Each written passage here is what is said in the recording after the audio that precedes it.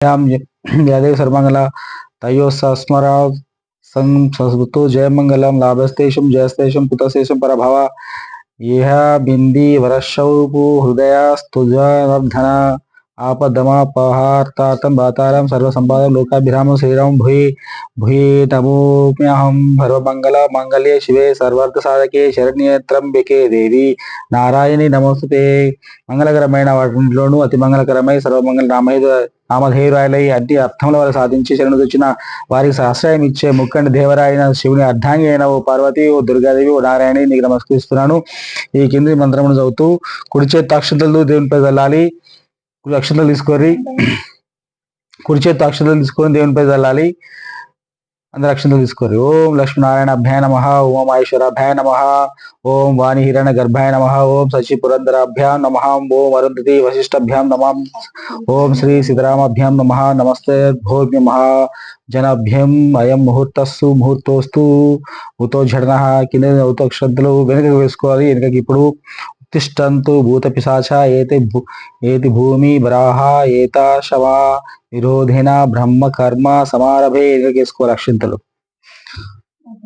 భూతో చోటన అంటే భూత పిశాచము పారదొరుట, చేయబో కార్యమునకు అవరోధము కలిగించు భూత పిశాచము వచ్చి నుంచి వెళ్ళిపోవడం అర్థము. ప్రాణాయామం 3 సార్లు లోపలికి గాలి వచ్చి ఇట్లా ప్రాణాయామం చేయాలి. ఓం భూం ఓం భువః ఓం స్వహ ఓం మహా ఓం జనః ఓం తపః ఓం సత్యం ఓం తస్సవితుర్వరేణ్యం భర్గో దేవస్య ధీమహి ధియో యనః ప్రచోదయాత్.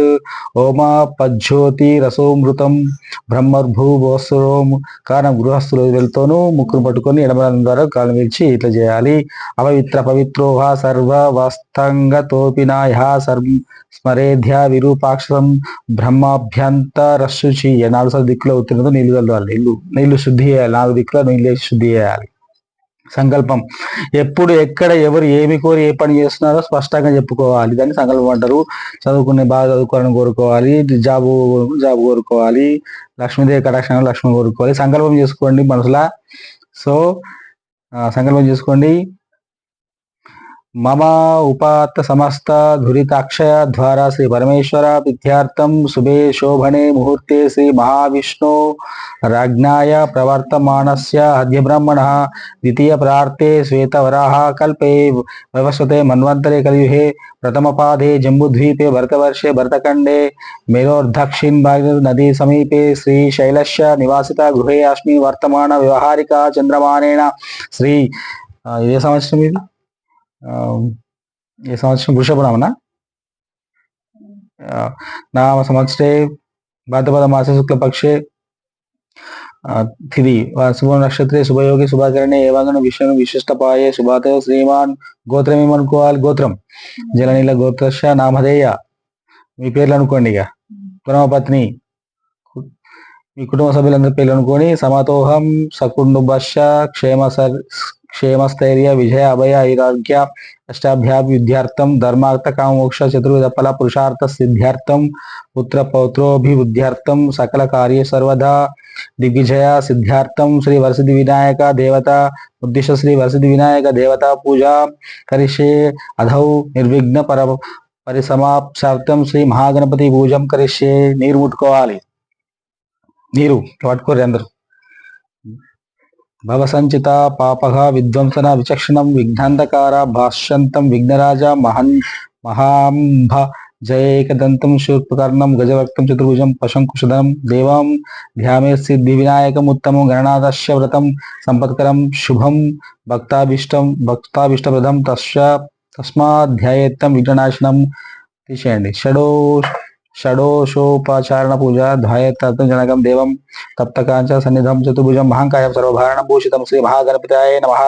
యామామి అత్ర గచ్చ జగద్వంత సురభ్రాజ్యాత్ చిదేశ్వర నాథనాథ సర్వజ్ఞ గౌరీ గర్భ సముద్భవ ఆవాహయామి ముక్తికైపుష్యరాఘ్యచ్చ నానారత్నైతి రాజితం రత్నసింహాసనానాంచారు విద్యార్థం ప్రతి గృహ్యాతం అన్నం సమర్పయామి. గౌరపుత్రమాస్సు శంకర శ్రీనందన గృహణార్థ్యం మయా దత్తం గంధ పుష్పరాక్షతేర్యుతం హర్షం సమర్పయామి. బొట్టు పెట్టేశం. గజవర్తం నమస్తేస్తు సర్వాభీష్టప్రదాయక భక్తపాద్యం మయో దత్తం పురాణి ధీరధారణ ప్రాద్యం సమర్పయామి. ఏం సమర్పించాలి? అనాథనాథ సర్వజ్ఞ గిర్యానా పరపూజిత గృహణా చమనం దేవం తుభ్యం దత్తం మాం ప్రభో అచమనీయం సమర్పయామి. దదీక్షర సమయుక్తం ధమాద్వా జ్యన సమన్వితం మధుపర్కం గృహనేదం గజభక్తం నమోస్తే మధుపర్కం సమర్పయామి. స్నానం పంచామృత్యైర్ద గృహణా గణనాయక నాథనాథ సర్వజ్ఞ గిరివాణ గణ పూజిత పంచాభూత స్నానం సమర్పయామి. పంచామృత స్నానం సమర్పయామి. గంగాది అనుకో ఇప్పుడు సమర్పయామి అంటే ఏమో ఉంటే అవి తీసుకుంటే ఇక గంగాది సర్వాతిర్భ్య ఆహృతైరై మలీర్నలై స్నానం కురుష్య భగవాను మా పుత్ర నమోస్తే శుద్ధోదక స్నానం సమర్పయామి. రక్తవస్త్రద్వయం చారు దేవయోగ్యం చ మంగళం శుభప్రదం గృహణత్వం లంబోదరాత్మజ వస్త్రయుగ్మం సమర్పయామి. రాజితం బ్రహ్మసూత్రం చం కాంచనం చోత్తరీయం గృహణా సర్వదేవజ్ఞ భక్తానామీష్టదాయక ఉపవీతం సమర్పయామి. చందనాగార కర్పూర కస్తూరి కుంకుమాన్వితం విలేపనం సురశ్రేష్ఠ పిత్యార్థం ప్రతిగృహ్యతాం గంధం సమర్పయామి. అక్షతాన్ ధవలాన్ దివ్యాన్ శాలియాం స్తాండులాన్ శుభాన్ గృహణ పరమానంద యశపుత్ర నమోస్తుతే అక్షతాం సమర్పయామి. సుగంధాని సుపుష్పాణి జాజికుంద ముఖానిద ఏకవింశాతి పత్రాన్ని సంగృహణ నమోస్తే. చదువుకుంటూ పోతే మీరు పూజ చేసుకోవాలి. అర్లు అడిషనల్ కూడా అంతే. పుష్పాన్ని పూజయామి. అథంగ పూజ పుష్పములతో పూజించాలి. పుష్పములు ఏ పుష్పాలు ఉంటే అవి. గణేశాయ నమ పాదౌ పూజయామి. ఏకదంతాయ నమ గుల్పో పూజయామి. శూర్పకర్ణాయ నమ జానూని పూజయామి. విఘ్నరాజాయ నమ జంగే పూజయామి. అకువాయ నమ ఊర్ పూజయామి. ఏరంభాయ నమ కటిం పూజయామి. లంబోదరాయ నమ ఉదరం పూజయామి. గణనాథాయ నమ నాభిం పూజయామి. గణేశాయ నమ ఉదయం పూజయామి. స్థులకంఠాయ నమ కంఠం పూజయామి. గజభక్తాయ నమ భక్తం పూజయామి. విఘ్నహంత్రే నమ నేత్రం పూజయామి. శూర్పకర్ణాయ నమ కర్ణౌ పూజయామి. ఫాలచంద్రాయ నమ లలాటం పూజయామి. సర్వేశ్వరాయ నమ శిరహం పూజయామి. విఘ్నరాజాయ నమ సర్వాణ్యం గాడి పూజయామి. ఏకవింశాతి పత్ర పూజ. ఇప్పుడు పత్రాలతో 21 పత్రాలతో పూజ చేయాలి. సుముఖాయ నమ మచిపత్రం పూజయామి. ఘనాధిపాయ నమ బృహాదిపత్రం పూజయామి. ఓపత్రాయ నమ బిలోపత్రం పూజయామి. గజానాయ నమ దూర్వయుగ్మం పూజయామి. హర సునవే నమ దత్తూరపత్రం పూజయామి. లంబోదరాయ నమ బదరీపుత్రం పూజయామి.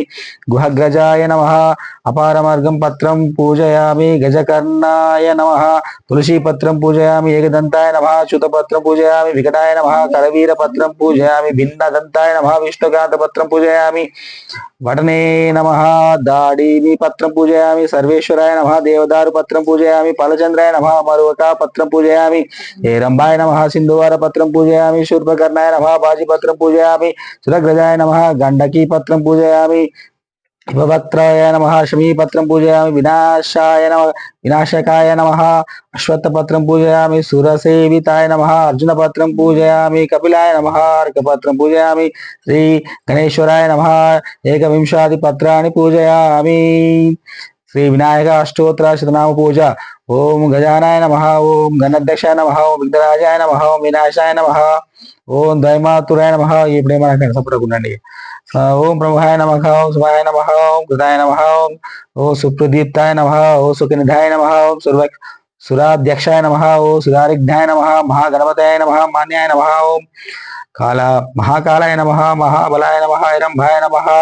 లంబాజఠరాయ నమ. ఓం గాయగ్రీవాయ నమ. ప్రథమాయ నమ. ప్రజ్ఞాయ నమ. ప్రమోదాయ నమ. మోద ఉప్రియాయ నమ. విఘ్నకర్తే నమ. విఘ్నకాంత్రే నమ. విశ్వనేత్రే నమ. విరాట్ పతాయ నమ. శ్రీపదాయ నమ. వాక్పతాయ నమ.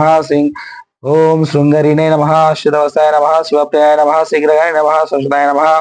బల్వానీయతాయ నమ. బలోత్తాయ నమ. భక్తనిధాయ నమ. భావగమ్యాయ నమ. భావాత్మజాయ నమ. అగ్రగామి నమ. మంత్రకృతాయ నమ. చామీకర ప్రభాయ నమ. సర్వాయ నమ. సర్వోపశాయ నమ. సర్వకర్తే నమ. సర్వనేత్రాయ నమ. సర్వసిద్ధిప్రదాయ నమ. పంచాస్తాయ నమ. పార్వతీ నందాయ నమ. ప్రభవే నమ. కుమార గురుదే నమ. కుంజరాశూరం మంజాయ నమ. కాంతమదే నమ. ధృతిమదే నమ. కామే నమ. కపిస్తా ఫల ప్రియాయ నమ. బ్రహ్మచారిణి నమ. బ్రహ్మరూపేణ నమ.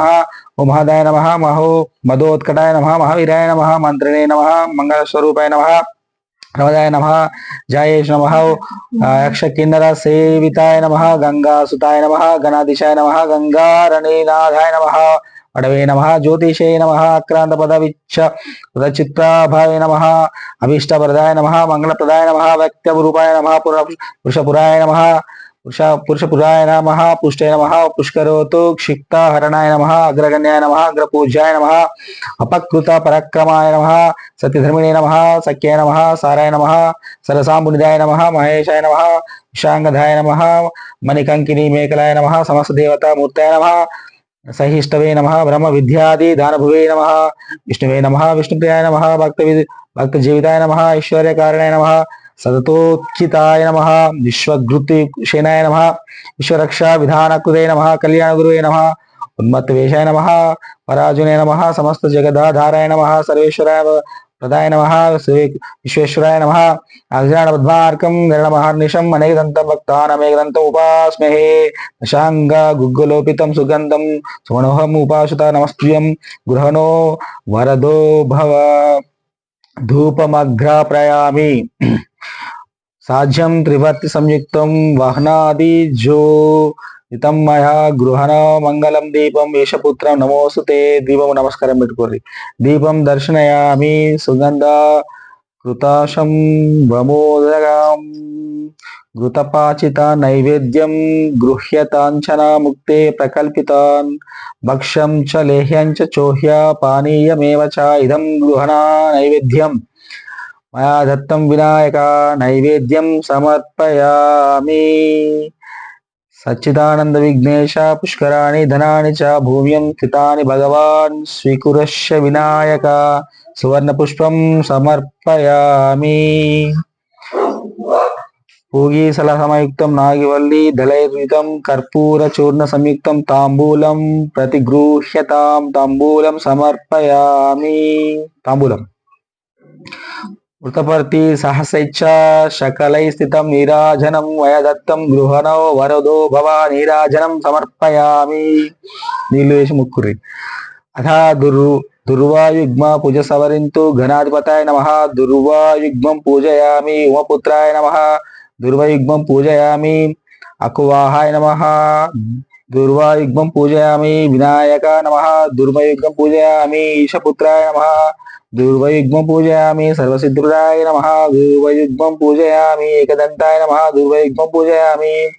విభక్తాయ నమ, దుర్వయుగ్మం పూజయామి. మూషిక వాహనాయ నమ, దుర్వయుగ్మం పూజయామి. కుమార గురువే నమ, గురవే నమ, దుర్వయుగ్మం పూజయామి. ఏకదంతైక వదన తదా మూషిక వాహనాయ నమ, దుర్వయుగ్మం పూజయామి. కుమార గురువే తుభ్యం అర్పయామి.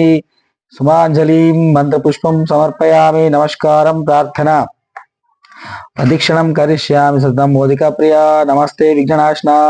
ప్రదక్షిణ నమస్కారాన్ సమర్పయామి. హర్షం ఆర్ఘ్యం గృహాణ హేరంబ సర్వభద్ర ప్రదాయక గంధ పుష్పాక్షైత్యుక్తం తతస్థం పాపనాశన. పునరార్ఘ్యం సమర్పయామి. ఓం బ్రహ్మ వినాయకాయ నమః. నమస్తుభ్యం గణేశ నమస్తే విఘ్ననాశన. ఇప్సితం మే వరం దేహిం వరత్రచ పరంగతిం వినాయక సమస్తుభ్యం సంతతం మోదకం ప్రియ. నిర్విఘ్నం కురుమే దేవ సర్వకార్యే సర్వదా. శ్రీ వినాయక కథ వ్రతకథ. గణపతి జయనం. నూత మహర్షి శౌనకాది మునులను ఇట్లు చెప్పెను. గజముఖుడైన అసురుడొకడు తన తపస్సు చేసి శంకరుని మెప్పించి కోరరాని వరం కోరినాడు. తనను ఎవరు వధించదారని శక్తిని శివుడు తన ఉదరమునందే నివసించవలనని కోరినాడు. ఆ ప్రకారము శివుడు అతని కుక్షయందు బందీ అయినాడు. అతను అజేయుడైనాడు. భర్తకు కలిగిన ఈ స్థితి పార్వతీదేవి చాలా దుఃఖహేతువైనది. జగత్తుకు శంకరుడు లేని స్థితి అది. జగన్మాత యగు పార్వతి భర్తను విడిపించి ఉపాయముకై విష్ణువు నర్తించినది. విష్ణువు గంగరెద్దు అని వేషం ధరించినాడు. నందీశ్వరుని గంగరెద్దుగా వెంట తీసుకుని వెళ్ళినాడు. గంగరెద్దును ఆడించి గజముఖాసురుని మెప్పించాడు. గజాముఖాసురుడు ఆనందంతో ఏమి కావాలను కోరుకు అన్నాడు. విష్ణుదేవుని వ్యూహము ఫలించినది. నీ ఉదరమునందున్న శివుని కొరకై ఈ నందీశ్వరుడు వచ్చాడు. శివుని నందీశ్వరుని వశము చేయమన్నాడు. గజముఖాసురునికి శ్రీహరి వ్యూహం అర్థమైంది. తనకు అంత్యకాలము దాపురించినదని గుర్తించాడు. అయిన మాట తప్పుడా కుదరదు. కుక్షయందున్న శివుని ఉద్దేశించి ప్రభు శ్రీహరి ప్రభావమున నా జీవితం ముగిచున్నది. నా అనంతరము నా శిరస్సు నా శిరస్సు త్రిలోక పూజితమవునట్లుగా నా చర్మమును నిరంతరము నీవు ధరించినట్లు అనుగ్రహించవలసింది అని ప్రార్థించి తన శరీరమును నందీశ్వరుని వశము చేశాడు. నందీశ్వరుడు రుద్రమును చీల్చి శివునికి అందుండి విముక్తి కలిగించాడు. శివుడు గణాముఖాసురుని శిరమును చర్మమును తీసుకొని స్వస్థనోన్ముఖుడైనాడు. అక్కడ పార్వతి భర్త రాగ గురించి విని ప్రమాణంతో భర్తకు స్వాగతములు పలుకుటకై సన్నాహమునందున్నది. తనలో తాను ఉల్లసిస్తూ స్నానక్రమములు ప్రయత్నములు తనకై ఉంచిన నలుగు పిండితో ఆ ఉల్లాసంతో ప్రాధ్యానముగా ఒక ప్రతిమ చేసినది. అది చూడముచ్చుడైన బాలుడిగా కనిపించినది. దానికి వ్రతప్రతిష్ఠ చేయవలనిపించి అంతఃపూర్వమే ఆమె తండ్రి అగు పర్వతరాజు ద్వారా గణేశ మంత్రమును పొందినది. ఆ మంత్రముతో ఆ ప్రతిమ ప్రాణప్రతిష్ఠ చేసినది. ఆ దివ్యసుందర భావిని వగటవించి తన పనులకై లోపలికి వెళ్ళినది. శివుడు తిరిగి వచ్చాడు. వాకిట ఉన్న బాలుడు అతనికి అభ్యంతర మందిరం లోనికి పోనివ్వక నిలవరించాడు. తన మందిరమును తనకి అటకాయింప అని శివుడు రౌద్రముతో ఆ బాలుని శిరచ్ఛేదము చేసి లోనికి ఎగినాడు. జరిగిన దానికి విని పార్వతి విలపించింది. శివుడు చింతించి వెంటనే తన వద్దనున్న గణాముఖాసురుని శిరమును ఆ బాణి మొండమునకు అతికి ఆ శిరమునకు శాశ్వతత్వం అవునట్టుగా త్రిలోకమునందు పూజనంతో కలిగినట్టుగా గణేశుడు గజానుడై శివపర్వతుల ముద్దుల పట్టి అయినాడు. విగతజీవుడైన గజముఖాసురుడు అనిందుడై మూషిక రూపమున వినాయకుని వాహనమై శాశ్వత స్థానం పొందాడు. గణపతిని ముందు పూజించాలి. గణేశుడు అగ్రపూజనీయుడు.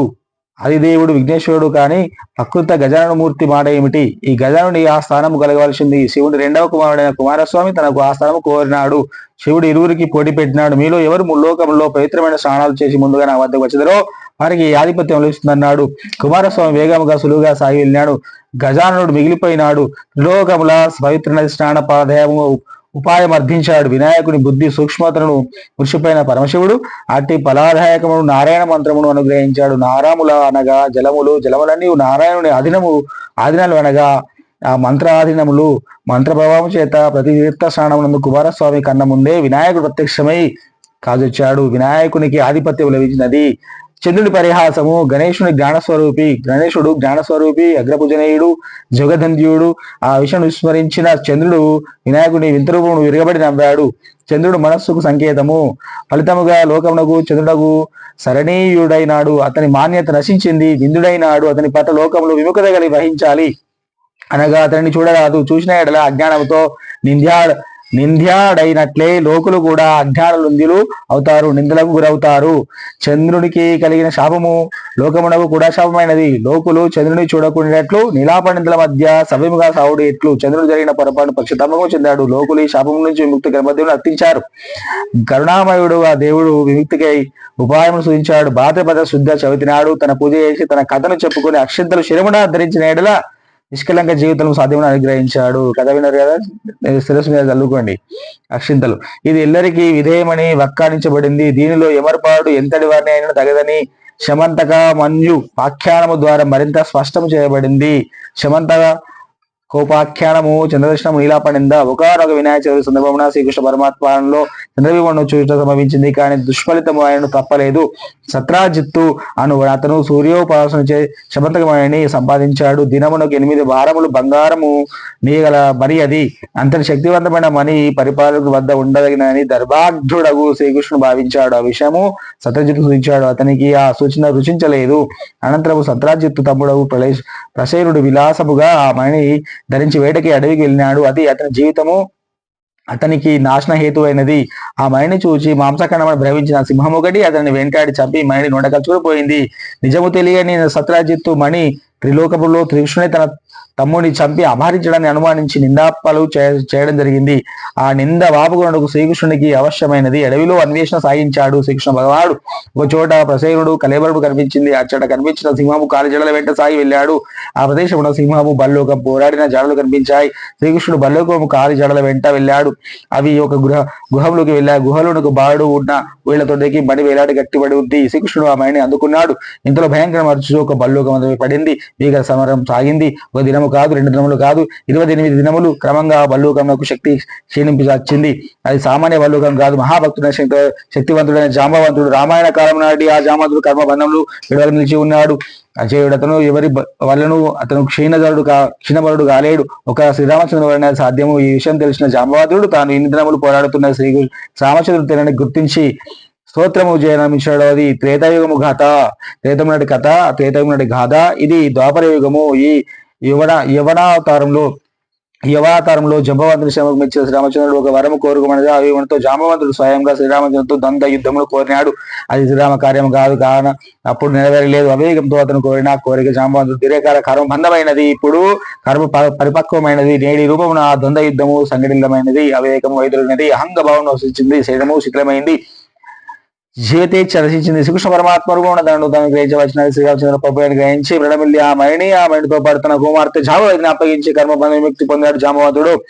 శ్రీకృష్ణుడు మైని తీసుకురాగడం వెళ్లి ప్రజలకు రావించి జరిగిన యథార్థం వివరించి నిన్న బాబుకున్నాడు. నిజం తెలిసిన సత్రాజిత్తు కూడా ప్రచోదనం చెంది మైని తన కుమార్తె సత్యభామను శ్రీకృష్ణునికి ఇచ్చి వివాహం చేశాడు. ధర్మజ్ఞుడ శ్రీకృష్ణుడు మైని నిరాకరించి సత్యభామను స్వీకరించాడు.